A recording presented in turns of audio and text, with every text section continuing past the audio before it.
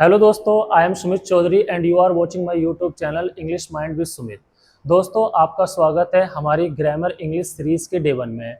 दोस्तों, ये जो हमारी सीरीज है ये सभी के लिए यूजफुल रहेगी क्योंकि इसमें हम कंप्लीट ग्रामर का कोर्स आपको कराएंगे और इसमें हम आपकी बुक्स भी कंप्लीट कराएंगे।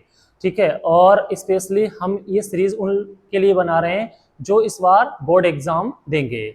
सो दोस्तों, if you stay with me, I can give you guarantee you will get more than 90% marks in your board exams। देखिए, सबसे पहले बात हम करते हैं इंग्लिश की। तो दोस्तों, इंग्लिश होती क्या है? हमने आपको बताया था कि इंग्लिश हमारी क्या है। इंग्लिश एक बेस्ट जर्मेनिक लैंग्वेज है और that is originated in England, जो इंग्लैंड में ओरिजिनेट हुई थी, जिसकी उत्पत्ति इंग्लैंड में हुई थी। और इट सर्व्स लिंगुआ फ्रैंका, ये लिंगुआ फ्रैंका की तरह काम करती है। मतलब ये उन लोगों के लिए है जिनकी अपनी कोई एक भाषा नहीं होती है, जो अलग अलग के देश के लोग जो आपस में बोलते हैं उनके लिए होती है। और इसका जो फादर है वो जोफ्रे चौसर को माना जाता है। ठीक है, तो अब हम बात करते हैं इंग्लिश का सबसे पहले हम बात करते हैं अल्फाबेट की। किसकी बात करते हैं? अल्फाबेट। तो दोस्तों, इंग्लिश जो अल्फाबेट होता है उसमें टोटल कितने लेटर होते हैं? 26 लेटर। कितने लेटर होते हैं? 26 लेटर। ठीक है, अब हमने दोस्तों जो 26 लेटर होते हैं उसको 2 पार्ट्स में डिवाइड किया। कितने पार्ट्स में डिवाइड किया? 2 भागों में उसको बांटा। पहला तो होता है हमारा वोवेल। क्या होता है? वोवेल्स। ठीक है, वोवेल कितने होते हैं दोस्तों? वोवेल होते हैं हमारे 5। एग्जाम्पल के लिए समझेंगे कौन कौन से होते हैं वोवेल। तो वोवेल को हमें समझना है। एक तो होता है ए, ई, आई, ओ, यू। ठीक है दोस्तों, ये हमारे 5 हो गए हमारे वोवेल। और इनके अलावा जितने होते हैं उनको हम कहते हैं कॉन्सोनेंट। क्या कहते हैं? कॉन्सोनेंट्स। ठीक है, तो कॉन्सोनेंट्स होते हैं हमारे 21। ठीक है, ये कौन कौन से होते हैं इनको समझेंगे। तो देखिए, वोवेल को छोड़कर जितने भी लेटर बचे वो सभी हमारे क्या होते हैं? कॉन्सोनेंट होते हैं। जैसे बी, सी, डी। ठीक है, ई तो हमने ले लिया, और बाकी जेड तक जितने होते हैं वो हमारे होते हैं कॉन्सोनेंट। अब देखिए, ये निकालते हैं साउंड्स। क्या करते हैं? ये साउंड्स को निकालते हैं। जो वोवेल साउंड्स निकालते हैं हमारा, वोवेल कितना साउंड्स निकालते हैं? वोवेल निकालते हैं साउंड्स हमारे 20। ठीक है, और जो कॉन्सोनेंट होते हैं वो हमारे साउंड्स निकालते हैं 24। तो टोटल मिला के ये जो दोनों हैं ये कितने साउंड्स निकालते हैं? साउंड्स का मतलब आवाजें। कितने टोटल साउंड्स कितने निकालते हैं? ये जो ये टोटल साउंड्स निकालते हैं ये निकालते हैं 44। अब साउंड से क्या मतलब है? तो देखिए, हम लोग क्या करते हैं, हम हिंदी के बेस पर यहाँ पे इंग्लिश सीखने की कोशिश कर रहे हैं। तो देखिए, साउंड से मतलब ये होता है, मैंने आपके सामने 3 वर्ड लिखे यहाँ पे। ठीक है, सबसे पहले मैंने लिखा फाइन। क्या लिखा? फाइन। ठीक है, दूसरा मैंने वर्ड लिखा सर्कल। क्या लिखा? सर्कल। तीसरा मैंने वर्ड लिखा हिट। क्या लिखा मैंने? हिट। ठीक है, अब साउंड्स का मतलब है कि ये अलग अलग आवाजें निकालते हैं। जैसे यहाँ आई को हम समझेंगे, आई के साउंड को। देखिए, मैंने यहाँ पढ़ा फाइन, आई ने किसका साउंड निकाला? आई का। किसका साउंड निकाला? आई। मतलब आई यहाँ साउंड निकाल रही है आई का। यहाँ पे सर्कल, तो ये जो आई है ये किसका साउंड निकाल रही है? ये आ का निकाल रही है दोस्तों। ठीक है, सर्कल। और ये जो हिट है ना, इसमें जो आई साउंड निकाल रही है वो ई का निकाल रही है। किसका निकाल रही है? ई का। तो देखिए, एक आई ने 3 साउंड निकाले। एक तो आई का साउंड, एक आ का साउंड और एक ई का साउंड। तो ये जो 3 तरह की इसने आवाजें निकाली हैं इनको ही हम बोलते हैं साउंड। ठीक है, अब हम बात करते हैं कॉन्सोनेंट की। कॉन्सोनेंट साउंड कैसे निकालते हैं? तो देखिए दोस्तों, कॉन्सोनेंट कैसे साउंड निकालते हैं। जैसे देखिए, ये लिख रहा है सर्कल, इसमें सी है। सी क्या है? एक कॉन्सोनेंट है। तो यहाँ पे सी को हम पढ़ रहे हैं सा, सर्कल। और इस वाली सी को हम पढ़ रहे हैं का, सर्कल। तो देखिए, सी है लेकिन यहाँ पे सी जो है सा का साउंड निकाल रही है। यहाँ पे ये जो सी है वो का साउंड निकाल रही है। तो ये जो हमारे कॉन्सोनेंट होते हैं कितने निकालते हैं? 24 साउंड निकालते हैं। अब एक समझिए आप, सी को सा कब पढ़ते हैं, सी को का कब पढ़ते हैं, इस टाइप की आपको सारी ही बातें समझाई जाएंगी। पहले आप सी को देख लीजिए। देखिए, जब भी सी के बाद आई या ई या बाई आए, ठीक है, तो जनरली इसका साउंड ज्यादातर क्या निकलता है? सा निकलता है। एक दो इसके अपवाद भी हो सकते हैं, एक्सेप्शंस हो सकते हैं। ठीक है, और अगर सी के जस्ट बाद इनमें से इन तीनों को छोड़कर कोई और लेटर आ जाए तो सी को हम जनरली क्या पढ़ेंगे? का पढ़ेंगे। ठीक है, देखिए, जैसे सी के बाद आई तो सा पढ़ा, सी के बाद एल आया तो सी को का पढ़ा। ठीक है, इस प्रकार से साउंड। ऐसे ही और सबके साउंड होते हैं। जैसे सी एच को कहीं पे चा पढ़ना होता है, सी एच को कहीं पे चा पढ़ते हैं, कहीं पे शा पढ़ते हैं, कहीं पे का पढ़ते हैं। तो ये सारी ही क्लासेस आपको समझाई जाएंगी। देखिए आपको ना करेक्ट पढ़ना भी सिखाया जाएगा, ठीक है, और आपको total A to Z grammar के बारे में इसमें पढ़ाया जाएगा। अब हम नेक्स्ट बढ़ते हैं। देखिए दोस्तों अब हम इन्हें जो सीखा उससे हम आगे बढ़ते हैं। तो अब हम बात करते हैं किसकी, लेटर की। किसकी बात करते हैं, लेटर, ठीक है। इंग्लिश में जो सबसे पहले हम बात करते हैं किसकी, लेटर की, ठीक है। तो लेटर क्या होता है दोस्तों, सबसे पहले हम लेटर को समझेंगे। तो लेटर क्या होता है, बेसिक यूनिट ऑफ इंग्लिश। देखिए दोस्तों जो लेटर होता है हमारा वो बेसिक यूनिट होता है किसका, इंग्लिश का। एग्जाम्पल से हम समझेंगे ए बी सी, इनको अगर हम जेड तक अलग अलग लिख दें तो ये हमारे क्या कहलाएंगे, लेटर। क्या कहलाएंगे दोस्तों, लेटर, ठीक है। अब हम लेटर के बाद आगे की बात करते हैं। लेटर जो होता है ना बेसिक यूनिट होता है, सबसे छोटा यूनिट होता है किसका, इंग्लिश का। अब हम बात करते हैं आगे। तो देखिए दोस्तों आगे फिर जब लेटर एक साथ मिलते हैं तो फिर ये क्या बनाते हैं, वर्ड। क्या बनाते हैं, वर्ड। वर्ड को हिंदी में कहते हैं हम शब्द। क्या कहते हैं, शब्द। अब वर्ड क्या होता है, तो वर्ड की हम डेफिनेशन लिखेंगे, a group, a group of letters, letters, ठीक है, that has a complete meaning, complete meaning. तो दोस्तों हम समझते हैं हमारा वर्ड क्या होता है। देखिए वर्ड होता है हमारा a group of letter that has a complete meaning. मतलब जब हम कई सारे लेटर को एक साथ मिलाएंगे और उससे जो है वर्ड बनेगा जिसका कोई मतलब निकल के आना चाहिए, वो हमारा कहलाते हैं वर्ड। एग्जाम्पल के लिए समझेंगे हम वर्ड क्या हो सकता है, जैसे कि हमारा हो सकता है मैंगो, ठीक है, मैंगो हो गया, पिले हो गया, ठीक है, शिंग हो गया, ईटीसी, बहुत सारे हो सकते हैं। देखिए ये क्या है, हमने कई सारे लेटर एक साथ मिलाए तो हमारा क्या बना, एक मैंगो, यानी कि इसका अर्थ निकल के आया, इसकी हिंदी होती है आम। तो ये क्या हो गया, वर्ड हो गया। यहाँ पिले, चार लेटर मिलाए हमने तो बना पिले, ठीक है, इसका अर्थ निकल के आया पिले मीन्स खेलना, तो ये एक वर्ड हो गया। यहाँ पे मैंने लिखा सिंग, SING सिंग, ठीक है, चार लेटर मैंने मिलाए और उसका एक मतलब निकल के आया सिंग मीन्स गाना, तो ये हमारा क्या हो गया, वर्ड। तो वर्ड समझ में आया ना, लेटर का एक ग्रुप होता है जिसका कोई मतलब निकलना चाहिए, वो हमारा वर्ड होता है। अब हम आगे बढ़ते हैं दोस्तों। तो आगे फिर हम पढ़ेंगे जब हम वर्ड्स को एक साथ मिलाते हैं तो क्या बनता है, सेंटेंस। क्या बनता है, सेंटेंस। अब हम बढ़ेंगे सेंटेंस को, ठीक है। सेंटेंस क्या होता है, तो देखिए सेंटेंस होता है हमारा a group of words that has a complete meaning। देखिए शब्दों का वह समूह जिसका अपने आप में एक पूरा अर्थ निकलता हो, ठीक है, उसको हम क्या कहते हैं, उसको कहते हैं हम सेंटेंस। क्या कहते हैं दोस्तों, सेंटेंस, ठीक है। एग्जाम्पल से समझेंगे, जैसे मैंने एग्जाम्पल लिखा, Raja is playing cricket, cricket, Raja cricket खेल रहा है। तो देखिए इसमें मैंने चार वर्ड को एक साथ लिखा और इसका मतलब निकल के आ रहा है कि राजा क्रिकेट खेल रहा है, तो ये हमारा क्या हो गया, एक सेंटेंस हो गया। अच्छा सेंटेंस को ऐसे समझेंगे, जितनी भी हम बात करते हैं ना वो एक सेंटेंस के रूप में ही करते हैं। जैसे तुम कहाँ रहते हो, ये एक सेंटेंस हो गया, मैं स्कूल जा रहा हूँ, ये एक सेंटेंस हो गया, लड़के खेल रहे हैं, ये एक सेंटेंस हो गया। तो जितनी भी हम जनरली बात करते हैं ना वो सेंटेंस के रूप में करते हैं, ठीक है। अब सेंटेंस कितने होते हैं वो हम आगे चल के उनको अभी हम स्टडी करेंगे, ठीक है। अब आगे बढ़ते हैं, आगे बढ़ते हैं तो हम देखते हैं जब सेंटेंस को एक साथ मिलाते हैं दोस्तों तो क्या बनता है, तो बनता है हमारा पैराग्राफ। क्या बनता है, पैराग्राफ, ठीक है।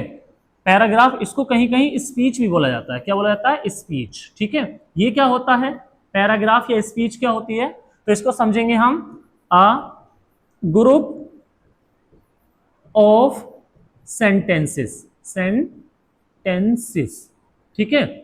अब देखिए वाक्यों का वह समूह, ठीक है, जिसका अपने आप में अर्थ निकल के आता हो, और जाहिर सी बात है इसका तो अर्थ निकल के ही आएगा, क्योंकि सेंटेंस गलत होगा तो आगे कहानी बढ़ेगी नहीं, और बढ़ेगी नहीं तो पैराग्राफ बनेगा नहीं।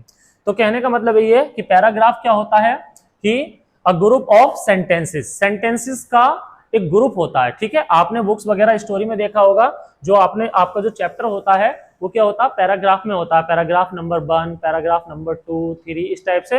ये कम से कम 4-5 लाइन का, 6-7 लाइन का हो सकता है। ठीक है, ये क्या होता है, पैराग्राफ। अब जब सबसे लास्ट में जब पैराग्राफ एक साथ मिलते हैं तो बनता है दोस्तों स्टोरी। क्या बनती है, स्टोरी। अब स्टोरी क्या होती है, हमारी कहानी। कोई भी एक चैप्टर जो होता है वो एक हमारी कहानी के रूप में होता है। तो हमारी कहानी शुरू कहां से हुई थी, सबसे पहले हमने समझा लेटर। लेटर क्या होता है, ये basic unit of English, English का सबसे छोटा यूनिट होता है। ठीक है, जिसका अपने आप में एक स्वतंत्र मीनिंग नहीं निकल कर आता है। ठीक है, कहीं कहीं ए को हम जो है एक वर्ड की तरह यूज कर लेते हैं, वो आगे समझेंगे हम। ठीक है, जैसे ए, बी, सी और जेड तक जब अलग अलग लिखेंगे तो ये लेटर होगा। जब हम कई सारे लेटर को हमने एक साथ मिलाया तो बना वर्ड। और वर्ड क्या होता है, अ group of letters that has a complete meaning, कि लेटर्स का वह समूह जिसका कोई अर्थ निकल कर आए, वो हमारा क्या कहलाता है, वर्ड कहलाता है। ठीक है दोस्तों, फिर जब वर्ड्स एक साथ मिलते हैं तो क्या बनता है दोस्तों, फिर बनता है हमारा सेंटेंस। अब सेंटेंस क्या होता है, अ group of words that has complete sense. देखिए, शब्दों का वह समूह जिसका एक स्वतंत्र और एक बिल्कुल करेक्ट कंप्लीट मीनिंग निकल कर आए, वो हमारा होता है दोस्तों सेंटेंस। अब सेंटेंस मैंने आपको बताया कि हम जितने भी बातें करते हैं वो एक सेंटेंस के रूप में हो सकती है, उन सेंटेंस के रूप में हम उनको करते हैं। जैसे Raja is playing cricket, Raja cricket खेल रहा है। I am going to school, मैं स्कूल जा रहा हूं। आई एम ईटिंग फूड, मैं खाना खा रहा हूं। इस प्रकार से ये सेंटेंसेस होते हैं। फिर जब सेंटेंस एक साथ मिलते हैं ना दोस्तों, तो फिर बनता है पैराग्राफ। पैराग्राफ को स्पीच भी बोल सकते हैं हम। ठीक है, ये होता है ग्रुप ऑफ सेंटेंस, सेंटेंस को मिलाने पर पैराग्राफ बनता है। फिर आता है हमारा स्टोरी। क्या आती है, स्टोरी। स्टोरी कहानी, मतलब एक चैप्टर होगा। यहां तक समझ में आया। अब हम आगे बढ़ते हैं, अब हम समझते हैं सेंटेंस को। ठीक है, क्योंकि सबसे इंपॉर्टेंट पार्ट है ये, इसको जरा अच्छे से समझना। सेंटेंस क्या लिखा मैंने, यहां लिखा सेंटेंस। ठीक है, अच्छा अभी मैंने डेफिनेशन लिखवाई थी, फिर दोबारा से लिख लेते हैं। सेंटेंस होता क्या है, तो अ group of words that has a complete meaning. ठीक है, हमने क्या समझा था सेंटेंस को, सेंटेंस क्या होता है, आ ग्रुप। आ का मतलब ए को हम आ भी पढ़ सकते हैं। ठीक है, तो a group of words that has a complete meaning. देखिए, शब्दों का वह समूह जिसका अर्थ निकलता है, कंप्लीट अर्थ होता है, वो हमारा क्या कहलाता है, एक सेंटेंस कहलाता है। अब हम पढ़ेंगे पार्ट्स ऑफ सेंटेंस। क्या पढ़ेंगे हम, parts of sentence. Parts of sentence. Sentence, ठीक है, मतलब सेंटेंस यानी कि वाक्य के भाग। क्या पढ़ेंगे, वाक्य के भाग। अब हिंदी में लिखने की जरूरत नहीं है, ज्यादा हिंदी आपको याद करने की कोई जरूरत नहीं है, चलो फिर भी मैं लिखवा रहा हूं। वाक्य के भाग, कितने भाग होते हैं वाक्य के, तो देखिए वाक्य के जो भाग होते हैं ना, वाक्य के भाग कितने होते हैं, 2। तो हम यहां लिखेंगे there are two types of sentence, of a sentence. किसी भी वाक्य के 2 भाग होते हैं। कितने भाग होते हैं, 2 भाग होते हैं। ठीक है, अब हम देखेंगे कौन कौन से भाग होते हैं। नंबर एक तो हमारा होता है सब्जेक्ट। क्या होता है दोस्तों, सब्जेक्ट। सब्जेक्ट को हिंदी में क्या कहते हैं, सब्जेक्ट को हम हिंदी में कहते हैं कर्ता। क्या कहते हैं, कर्ता। ठीक है, अब ये होता क्या है कर्ता, वो आपको समझना है। तो देखिए, व्हाट बी टॉक अबाउट, जिसके बारे में हम बात करें, अबाउट, या हु डज द वर्क, जो काम को करे। ठीक है, हमारा क्या होता है, ये सब्जेक्ट होता क्या है, जिसकी या जिसके बारे में बात हो या जो काम को करे। ठीक है, सब्जेक्ट क्या होता है हमारा, जिसके बारे में बात हो या जो काम को करे उसे हम कहते हैं सब्जेक्ट, यानी कि कर्ता कहते हैं। अब एग्जाम्पल से समझेंगे क्या होता है ये, एग्जाम्पल से हम समझेंगे। मैंने लिखा यहां आई एम अ टीचर, मैं एक टीचर हूं। ठीक है, यहां पे किसकी बात हो रही है, यहां पे बात हो रही है मेरी, यानी कि आई की। किसकी बात हो रही है, आई की। तो आई क्या है हमारा, ये हो गया हमारा सब्जेक्ट। ठीक है, आई एम ए टीचर, मेरी बात हो रही है ना, तो ये आई क्या हो गया यहाँ पे, सब्जेक्ट। फिर मैंने दूसरा सेंटेंस लिखा, Rani is cooking food, Rani is cooking food, Rani खाना बना रही है। यहाँ पे किसकी बात हो रही है, रानी की। ऐसे समझ सकते हो आप या ऐसे समझ सकते हो, इसमें काम कौन कर रहा है, तो रानी कर रही है काम। ठीक है, तो यहाँ पे सब्जेक्ट कौन हुआ, रानी हुआ। ठीक है, कौन हुई सब्जेक्ट, रानी। ठीक है, तो सब्जेक्ट आपसे पहचान आ गया, जो भी काम को करता है वो हमारा सब्जेक्ट होता है। अब हम कुछ और बड़ा सेंटेंस लिखते हैं। मैंने लिखा an old man is crossing the road, मैंने ये सेंटेंस लिखा। ठीक है, an old man is crossing the road, तो इसमें किसकी बात कर रहे हैं हम, काम को कौन कर रहा है, एन ओल्ड मैन, इसको पूरे को ही हम सब्जेक्ट कह सकते हैं। ठीक है, तो इसको पूरे को ही हम मानेंगे सब्जेक्ट, क्योंकि काम को कौन कर रहा है, एन ओल्ड मैन। ठीक है, वैसे इसको हम डिटरमिनर, एडजेक्टिव भी, आर्टिकल या डिटरमिनर कहते हैं इसको, और ये हमारा एडजेक्टिव है और ये हमारा क्या है, नाउन है, लेकिन टोटल को मिला के हम सब्जेक्ट यहाँ पर इसको बोल सकते हैं। ठीक है, तो सब्जेक्ट समझ में आया ना आपके, सब्जेक्ट क्या होता है। अब हम दोस्तों आगे समझते हैं, पार्ट नंबर 2 के बारे में समझते हैं। ठीक है,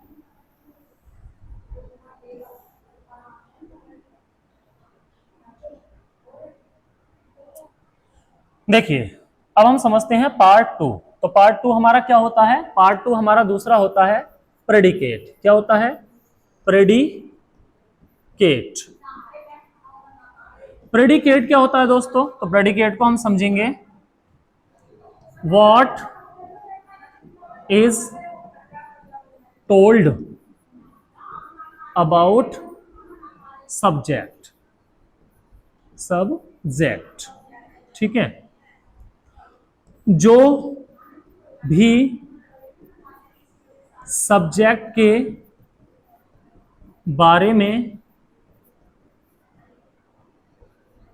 बताया जाता है या कहा जाता है, ठीक है, वो हमारा क्या होता है, प्रेडिकेट। समझ में आया ना दोस्तों, प्रेडिकेट क्या होता है, what is told about subject, जो कुछ भी सब्जेक्ट के बारे में कहा जा रहा है या बताया जा रहा है वो हमारा प्रेडिकेट होता है।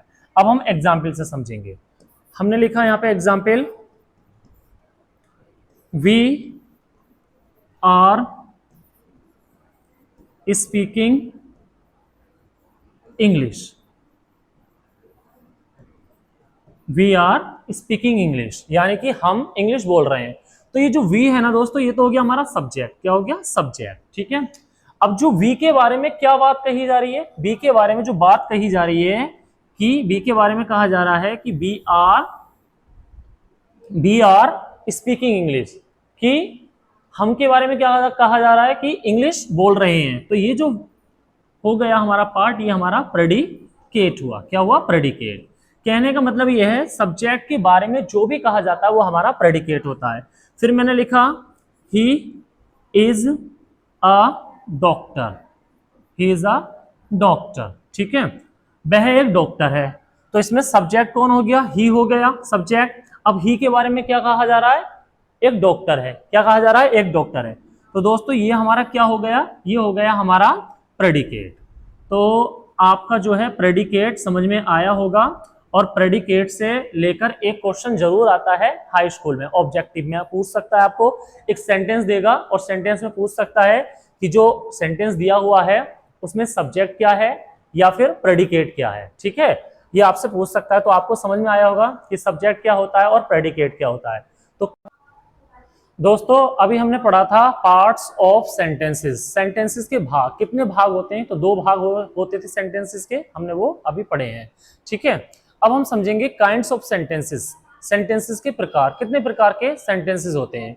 तो दोस्तों हम समझते हैं काइंड्स ऑफ सेंटेंसेस, सेंटेंसेस के प्रकार, कितने प्रकार के होते हैं, तो there are 5 kinds of sentences.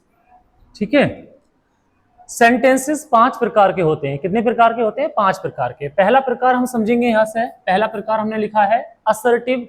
देखिए जो पहला प्रकार है ना असर्टिव, उसका एक नाम और होता है स्टेटमेंट या फिर डिक्लेरेटिव सेंटेंसेस। मतलब एक ही सेंटेंस के 3 नाम होते हैं, इसको आप असर्टिव सेंटेंसेस कह सकते हो, इनको आप स्टेटमेंट सेंटेंसेस कह सकते हो, इनको आप डिक्लेरेटिव सेंटेंसेस कह सकते हो। इनको डिटेल में अभी आगे चल के पढ़ेंगे। दूसरे होते हैं हमारे इंटेरोगेटिव सेंटेंसेस। ठीक है, ये क्या काम करते हैं, ये क्वेश्चन पूछने का काम करते हैं, इनको भी डिटेल में पढ़ना है अभी। तीसरे होते हैं हमारे इंपरेटिव सेंटेंसेस, इनमें क्या होता है, ये इसमें किसी को ऑर्डर दिया जाता है या सलाह दी जाती है। ठीक है, इस प्रकार से भी डिटेल में इसको हम आगे चल के पढ़ेंगे। नेक्स्ट चौथा हमारा सेंटेंस होता है ऑप्टेटिव सेंटेंसेस। ठीक है, ऑप्टेटिव सेंटेंसेस क्या होते हैं, इनको भी हम पढ़ेंगे। और इनमें क्या होता है, इनमें अपनी जो इच्छा प्रकट की जाती है। ठीक है, हाँ, अब हम आगे 5वां प्रकार का सेंटेंस को देखते हैं। तो 5वें प्रकार का सेंटेंसेस में हमारा होता है एक्सक्लेमेटरी सेंटेंसेस। तो एक्सक्लेमेटरी सेंटेंसेस क्या होते हैं, इसमें आप अपनी जो सडन फीलिंग्स होती है ना उनको एक्सप्रेस करते हैं, जैसे खुशी हुआ, दुख हुआ। ठीक है, इनको भी हम डिटेल में पढ़ते हैं। तो आइए दोस्तों अब हम समझते हैं डिटेल में। तो हमने यहाँ पे लिखा है सबसे पहले असर्टिव सेंटेंस। ठीक है, असर्टिव सेंटेंसेस मैंने बताया था इसका एक नाम और होता है स्टेटमेंट सेंटेंसेस या फिर डिक्लेरेटिव सेंटेंसेस। असर्टिव सेंटेंसेस होते क्या हैं, तो देखिए वे सेंटेंसेस जिसमें किसी के काम या अवस्था का होना या न होना पाया जाता है। ठीक है, न होना पाया जाता है। देखिए दोस्तों हमें ज्यादा हिंदी की डिटेल में नहीं जाना है, हमें ज्यादा लंबी थ्योरी नहीं पढ़नी है, क्योंकि थ्योरी लिखने के लिए नहीं आती है, सिर्फ आपको समझना है। तो हमारे असर्टिव सेंटेंसेस क्या होते हैं, इसमें किसी काम का, अवस्था का, गुणवत्ता का, पहचान का होना या नहीं होना पाया जाता है। अब हम बात करते हैं तो असर्टिव सेंटेंसेस के भी 2 पार्ट्स होते हैं। कितने पार्ट्स होते हैं, 2 प्रकार, 2 पार्ट्स में हम इसको डिवाइड कर सकते हैं। पहला होता है हमारा अफर्मेटिव। क्या होता है, अफर्मेटिव। अफर्मेटिव या इसका एक नाम और होता है पॉजिटिव, पॉजिटिव सेंटेंस। ठीक है, सेंटेंसेस। ठीक है, जो असर्टिव का पहला पार्ट होता है उसका एक नाम होता है अफर्मेटिव सेंटेंसेस बोल सकते हैं उनको, दूसरा नाम उनका होता है पॉजिटिव सेंटेंसेस। ठीक है, हम इसको आगे ज्यादातर पॉजिटिव सेंटेंसेस बोलकर ही पढ़ाया करेंगे। ये क्या होते हैं, इनमें क्या होता है, किसी काम या अवस्था, गुणवत्ता, पहचान आदि, ठीक है, आदि का होना पाया जाता है। ठीक है, इसमें काम के होने के बारे में बताएंगे या इसमें किसी की पहचान या गुणवत्ता या अवस्था के बारे में बताएंगे। काम होने का मतलब है, एग्जाम्पल से समझाते हैं हम। जैसे मैंने लिखा I am teaching you, I am teaching you, मैं तुम्हें पढ़ा रहा हूं, तो यहाँ पे मैं काम कर रहा हूं। फिर मैंने लिखा, ये मेरा क्या है, काम का होना पाया जाता है यहाँ पे। फिर मैंने लिखा आई एम अ टीचर, मैं एक टीचर हूं, यहाँ पे अवस्था दिखाई गई है। तो इसमें क्या होता है, किसी काम के होने के बारे में या अवस्था के होने के बारे में बताया जाता है। ठीक है, इसका दूसरा पार्ट होता है हमारा, जो असर्टिव सेंटेंस होते हैं उसका दूसरा पार्ट होता है निगेटिव सेंटेंस। ठीक है, क्या होता है, निगेटिव सेंटेंस। अब निगेटिव सेंटेंसेस क्या होते हैं दोस्तों, तो देखिए इनको हम समझते हैं। इनमें क्या होता है, किसी काम या अवस्था, गुणवत्ता, पहचान आदि, ठीक है, आदि के नहीं होने होने या होना पाया जाता है, पाया जाता है। ठीक है, जब हम किसी को भी किसी काम के लिए या किसी अवस्था को होने के लिए मना करते हैं तो हमारे होते हैं निगेटिव सेंटेंसेस। इन सेंटेंसेस में क्या होता है, नोट आता है इंग्लिश में जरूर। ठीक है, जैसे अब इसको ही हम देखें तो हम बना सकते हैं I am not teaching you, teaching you, मैं आपको नहीं पढ़ा रहा हूं, तो इसमें नोट आ गया, ये हो गया हमारा निगेटिव सेंटेंस। इसको बना सकते हैं हम I am not a teacher, मैं एक टीचर नहीं हूं। तो समझ में आया दोस्तों, असर्टिव सेंटेंसेस क्या होते हैं, जिसमें किसी काम के अवस्था, गुणवत्ता या पहचान का होना या नहीं होना पाया जाता है। ठीक है, ये दो प्रकार के होते हैं। इसमें पहला है आपका अफर्मेटिव सेंटेंसेस, आप इसको कह सकते हो, या पॉजिटिव सेंटेंसेस आप इसको कह सकते हैं। एक के ही दो नाम होते हैं। इसमें किसी काम के या अवस्था के होने के बारे में बात करते हैं, इनमें नोट नहीं आता है। ठीक है, दूसरे होते हैं नेगेटिव सेंटेंसेस, इसमें किसी काम के या अवस्था के होने के वो नहीं होने के बारे में बात करते हैं, इनमें नोट जरूर आता है। ठीक है, अब हम नेक्स्ट अगला समझते हैं। अगला है दोस्तों हमारा इंटेरोगेटिव सेंटेंसेस। इंट्रोगेटिव सेंटेंसेस क्या होते हैं, तो इंट्रोगेटिव सेंटेंसेस वे वाक्य होते हैं जिनसे क्या होता है, प्रश्न पूछते हैं। ठीक है, प्रश्न पूछे या पूछते हैं। ठीक है, हमें ज्यादा, मैंने पहले ही बता चुका हूं कि ज्यादा हमें थ्योरी में नहीं जाना। ठीक है, थ्योरी आती नहीं है लिखने के लिए, बस आपको सिर्फ समझना है। इंट्रोगेटिव सेंटेंसेस क्या होते हैं, वे वाक्य जो प्रश्न पूछने का काम करते हैं। अब ये भी दो प्रकार के होते हैं दोस्तों। पहला तो होता है ये हमारा, ठीक है, जो क्या से शुरू होता है। हिंदी की अगर हम बात करें तो क्या से शुरू होंगे ये। ठीक है, और अगर इंग्लिश में हम इनकी बात करें तो इनकी इंग्लिश में हम इनको कह सकते हैं क्लोज एंडेड। ठीक है, क्लोज एंडेड सेंटेंसेस क्यों होते हैं, इनको क्लोज एंडेड सेंटेंसेस क्यों बोला जाता है, तो आप समझिए इनको। मैं पहले इनका एग्जांपल देकर समझा रहा हूं आपको। मैंने एक सेंटेंस लिखा, are you reading the book, are you reading the book.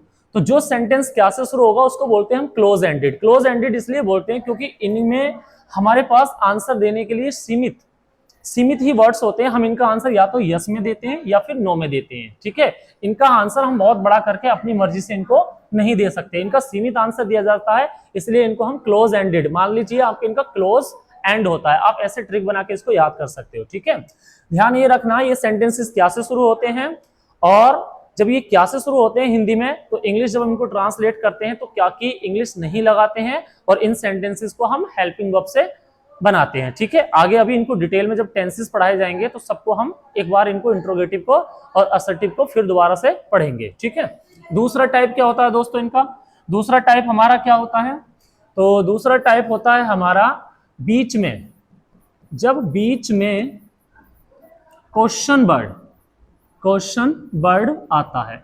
अच्छा दोस्तों, अब क्वेश्चन वर्ड क्या होता है, चलो पहले ये समझते हैं। अच्छा, जब क्वेश्चन वर्ड बीच में आता है ना, तो इनको बोलते हैं हम ओपन एंडेड। क्या बोलते हैं, ओपन एंडेड।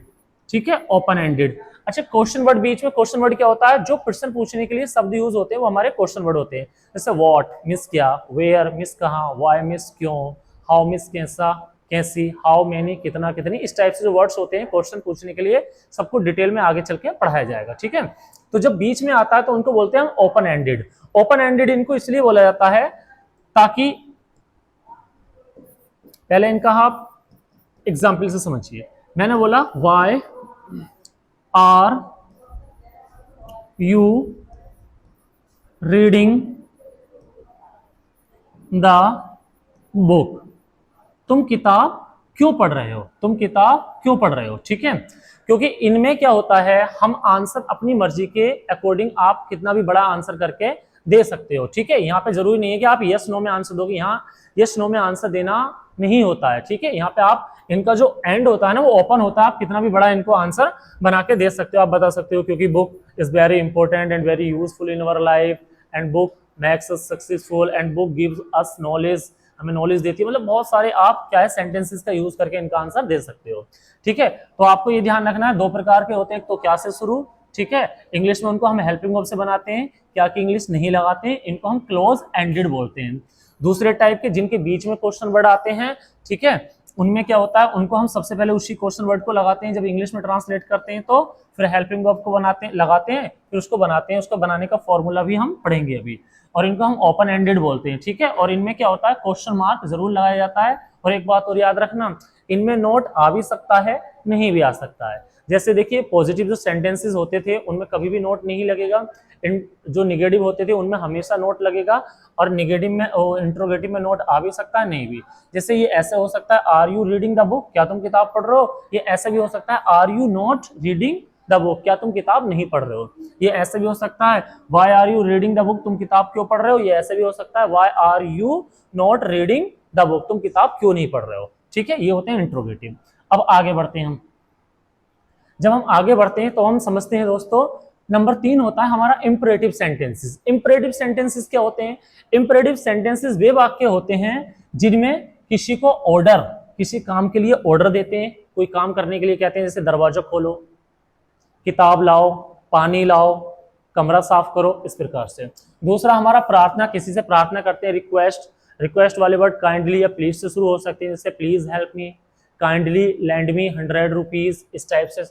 सलाह, किसी को आप सलाह दे सकते हो, जैसे आपकी कि take the medicine at time, time पर दवाई खाया करो। या प्रोहिबिजन, मना कर सकते हैं किसी काम के लिए, जैसे डोंट डिस्टर्ब मी, इस टाइप से। ठीक है, तो इनमें क्या होता है, किसी को आज्ञा दी जाती है, प्रार्थना की जाती है, सलाह दी जाती है, या फिर प्रोहिबिजन मतलब मना किया जाता है किसी काम के लिए। अब एग्जाम्पल समझते हैं।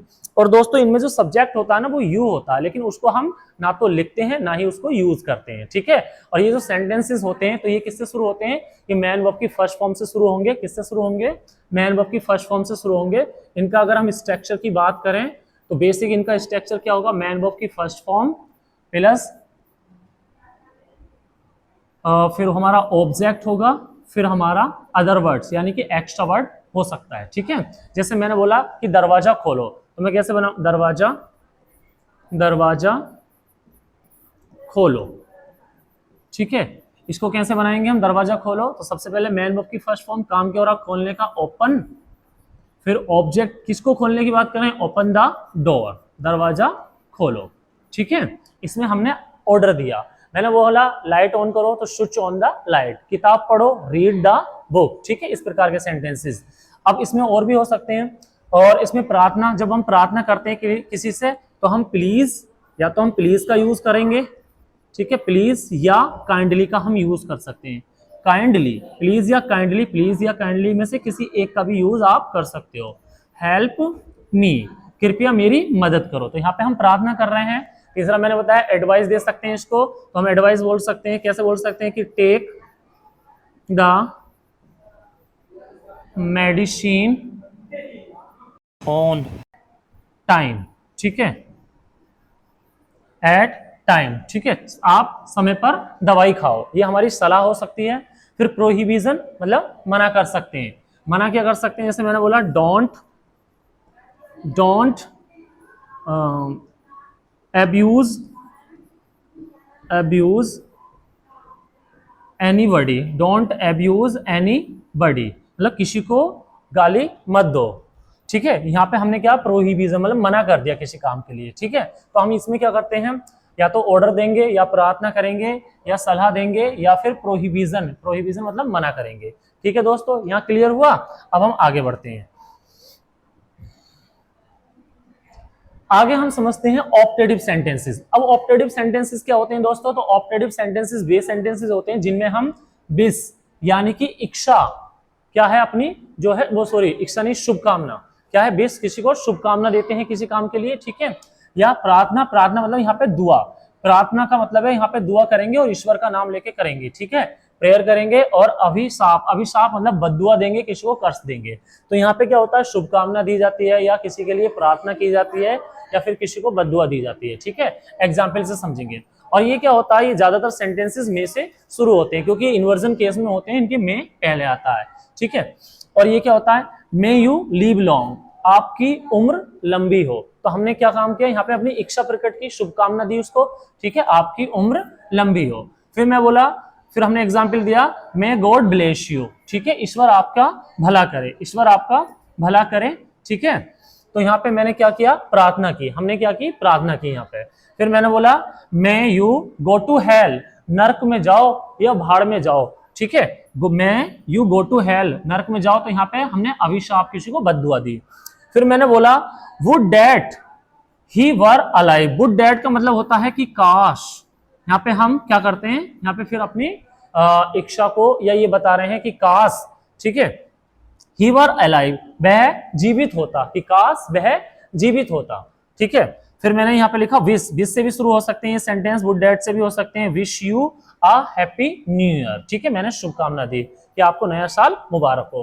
तो इन प्रकार के सेंटेंसेस को हम क्या बोलते हैं, ऑप्टेटिव सेंटेंसेस। ज्यादातर ये मे से शुरू होते हैं, लेकिन ये वुड डैट, विश वगैरह से भी शुरू हो सकते हैं। अब हम नेक्स्ट समझते हैं। तो हमारा लास्ट सेंटेंस है दोस्तों एक्सक्लेमेटरी सेंटेंस। क्या है हमारा, एक्सक्लेमेटरी सेंटेंसेस। एक्सक्लेमेटरी सेंटेंसेस क्या होते हैं, ये वे सेंटेंसेस होते हैं जिनमें हम सडन जो फीलिंग्स होते हैं ना उनको एक्सप्रेस करते हैं, जो हमारे हृदय में उत्पन्न होने वाले जो भाव होते हैं ना, सडन फीलिंग्स को एक्सप्रेस किया जाता है। इसमें हम खुशी यानी कि हर्ष, जॉय को प्रकट कर सकते हैं, ठीक है, यानी कि करते हैं, और दुख को प्रकट करते हैं, अपने आश्चर्य, सरप्राइज को प्रकट करते हैं, पश्चाताप, रिग्रेट को प्रकट करते हैं, घृणा यानी कि कॉन्टेम्प्ट को प्रकट करते हैं, कंटेम्प्ट को, और दुश्मनी, हेट्रेड को प्रकट करते हैं, ठीक है, इनमें इन चीजों को प्रकट किया जाता है।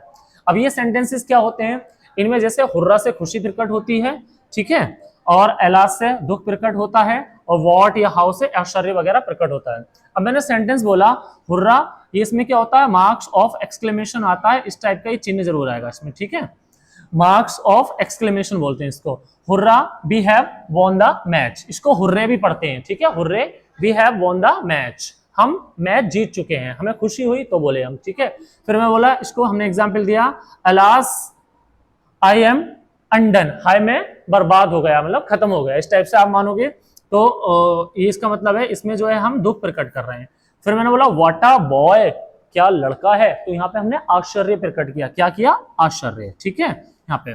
फिर मैंने बोला how beautiful you are, sorry, how beautiful you are, तुम कितने सुंदर हो, यहाँ पे मैं आश्चर्य। इसको ये मत समझ लेना ये इंट्रोगेटिव नहीं है, इंट्रोगेटिव होता तो क्वेश्चन मार्क होता, और ये हेल्प, ये जो हमारी जो मैन वर्ब है ना, ये यहाँ नहीं आती, फिर आपको अलग टाइप से बनाना पड़ता, ठीक है। कभी बच्चे इसमें कंफ्यूज हो जाते हैं कि इसको क्या करते हैं, वो देखते हैं कि हाउ से शुरू हो रहा है या व्हाट से शुरू हो रहा है, तो वो इंट्रोगेटिव समझते हैं ये, लेकिन ये इंट्रोगेटिव नहीं हो सकते, ठीक है, नहीं होते ये, क्योंकि इनमें क्वेश्चन ही पूछ रहा है। वो ये कह रहा है हाउ ब्यूटीफुल यू आर, तुम कितने सुंदर हो, मतलब आश्चर्य से कह रहा है, और आपको यहाँ पे ये देखना है कि मार्क्स ऑफ एक्सक्लेमेशन भी है। फिर बोला व्हाट अ डैशिंग पर्सनैलिटी, क्या गजब, क्या अच्छी पर्सनैलिटी है, वो ये बोल रहा है, तो यहाँ पे भी वो आश्चर्य, सरप्राइज प्रकट कर रहा है, ठीक है। तो यहाँ पे ये चीजें प्रकट की जाती हैं। अब नोट में आपको ये समझना है दोस्तों कि अगर आश्चर्य आप हाउ से प्रकट कर रहे हो तो हाउ के जस्ट बाद आपको क्या करना है, एडजेक्टिव का यूज करना है, ठीक है, एडजेक्टिव से काम चल जाएगा। फिर अगर आप व्हाट से कर रहे हो तो व्हाट के बाद ए लगाना पड़ता है, फिर एडजेक्टिव आता है, फिर हमारा नाउन भी आना चाहिए, ठीक है, एडजेक्टिव के बाद। देखो जैसे यहाँ पे बोला गया है व्हाट अ बॉय, व्हाट के बाद आ, फिर ठीक है, एडजेक्टिव आ नहीं भी आया, यहाँ पे हमने यूज कर दिया नाउन का डायरेक्ट, ठीक है। लेकिन यहाँ पे देखिए व्हाट अ डैशिंग पर्सनैलिटी, क्या गजब की पर्सनैलिटी है, ऐसे हाउ के साथ हम ए का यूज नहीं करेंगे, डायरेक्ट हम एडजेक्टिव का यूज कर देंगे। तो ये हमारे 5 प्रकार के हमने सेंटेंसेस पढ़े, ठीक है। आई होप आपके अच्छे से समझ में आया होगा, और ये बेसिक होता है, और हाई स्कूल में तो पूछ लेता है, एक सेंटेंस देगा और उसमें पूछ लेगा कि ये सेंटेंस कौन सा है, ये आपका असर्टिव है या इंट्रोगेटिव है, इंपरेटिव है, एक्सक्लेमेटरी है या ऑप्टेटिव है। और बाकी हमें अगर चीजों को इंग्लिश को जड़ से समझना है तो इनको भी अच्छे से समझना पड़ेगा, क्योंकि हर एक टेंस का बाद में चल के यूज होगा, तो आप कंफ्यूज ना हो, आप ये ना पूछो बार बार कि ये क्या करा रहे हो, ठीक है। इसी प्रकार से हम सारा पहले बेसिक पढ़ा रहे हैं आपको, ठीक है। हमारी 2-4 दिन की क्लासेस होंगी, बिल्कुल 0 लेवल की क्लासेस हैं ये, ठीक है। अब हम नेक्स्ट आपके लिए मैंने कुछ एक एक्सरसाइज दी है, इस एक्सरसाइज को आपको कंप्लीट करना है, ठीक है। इसमें क्या है, इस एक्सरसाइज का मतलब आइडेंटिफाई द फॉलोइंग सेंटेंस। ये नीचे 8 सेंटेंस दिए हैं मैंने, और इन 8 के 8 सेंटेंसेस को आपको पढ़ना है, पढ़ के पहचानना है कि ये सेंटेंस कौन सा है। असर्टिव है तो असर्टिव लिखना है उसके आगे, इंपरेटिव है तो इंपरेटिव लिखना है, एक्सक्लेमेटरी है तो एक्सक्लेमेटरी लिखना है, और आपका इंट्रोगेटिव है तो इंट्रोगेटिव। जिस प्रकार का जो भी सेंटेंस है वो आपको आगे लिखना है। तो आठों के आठों प्रकार के सेंटेंसेस आपको लिखने हैं, इनके आंसर लिखने हैं, आपको उनको पहचानना है ताकि आपको ये पता चल सके कि हमने जो पढ़ा वो हमारी समझ में आया या नहीं आया। अच्छा, आप चेक कैसे कराओगे? तो देखिए, जो मैंने सबसे पहले जब मैं यहाँ पे आया था इंट्रोडक्शन के लिए, तो मेरा वहाँ पे थंबनेल लगा हुआ था, उसके पे मेरा फोटो एक तरफ को, फोटो के नीचे मेरा नंबर है। आप वहां से उस नंबर पे अगर इसका एक्सरसाइज के आंसर लेके मुझे व्हाट्सअप कर सकते हो, अपना नाम और अपना गांव लिखकर, ठीक है। मैं वहीं से आपका सही है या गलत है आपको रिप्लाई जरूर करूंगा, ठीक है। मेरा व्हाट्सअप नंबर दिया हुआ है, उस पर आप व्हाट्सअप कर सकते हो उसको, ठीक है। तो थैंक यू दोस्तों, इट्स एनफ फॉर टुडे।